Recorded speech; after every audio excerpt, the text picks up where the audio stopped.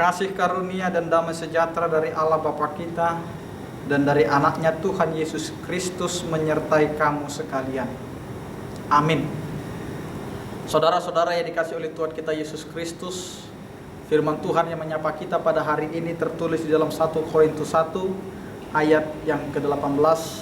Demikianlah dikatakan, sebab pemberitaan tentang salib memang adalah kebodohan bagi mereka yang akan binasa, tetapi bagi kita yang diselamatkan, pemberitaan itu adalah kekuatan Allah. Demikian firman Tuhan.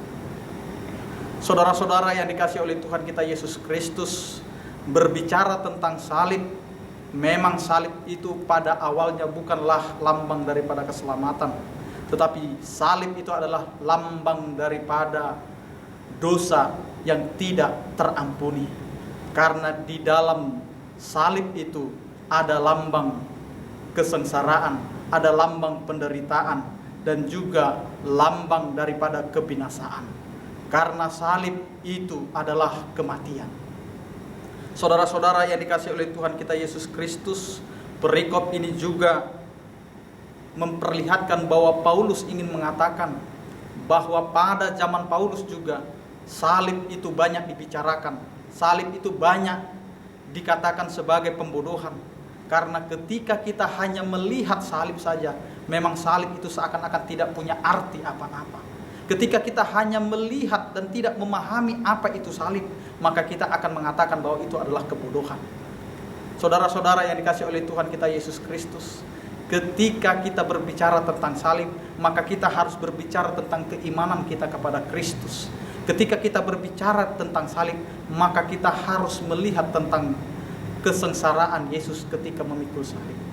Karena disinilah kita mau melihat bahwa salib itu adalah suatu kebodohan kalau kita tidak mau mempercayai, kalau kita tidak mau meyakini bahwa Yesus adalah Dia yang diutus oleh Allah untuk menyelamatkan umat manusia melalui kematiannya di kayu salib.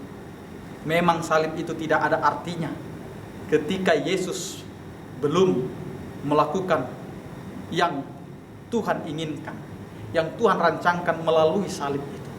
Ketika Yesus mati di kayu salib dan Yesus memenangkan kematian dan Dia bangkit daripada kematian, disitulah salib memiliki arti yang begitu besar bagi orang percaya. Saudara-saudara yang dikasihi oleh Tuhan kita Yesus Kristus, salib adalah suatu kebodohan bagi orang yang akan binasa. Tetapi salib itu akan menjadi suatu kehidupan ketika kita mau percaya kepada Kristus. Salib itu adalah keselamatan, karena salib itu adalah pemberian daripada Tuhan kita Yesus Kristus.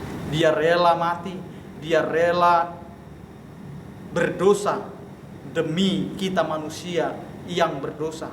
Sebenarnya kita yang mati, tetapi karena kasih Kristus melalui kayu salib, inilah kabar sukacita bagi kita. Salib yang menandakan suatu keselamatan bagi setiap orang percaya. Memang tidak banyak orang yang dapat memahami tentang salib. Mungkin orang akan bertanya-tanya, apa sebenarnya peran salib? Apa sebenarnya arti daripada salib? Tetapi melalui nats ini, melalui firman Tuhan ini, kita mau disapa dengan mengatakan salib itu akan menjadi suatu kebodohan ketika kita tidak mau mempercayai Yesus sebagai juru selamat. Tetapi salib itu akan menjadi suatu keselamatan ketika kita menerima Yesus dan kita meyakini bahwa keselamatan itu adalah pemberian dari Tuhan. Karena itu dengan situasi seperti ini, dengan suasana kehidupan kita hari ini, kita mau memasuki pemahaman kita tentang penderitaan Yesus di kayu salib, dan kita mau memaknai kembali bahwa salib itu adalah lambang daripada keselamatan, di mana Yesus mati, di mana Yesus telah dibangkitkan, di mana Yesus telah menyelamatkan kita dari segala dosa-dosa kita. Kita yang layak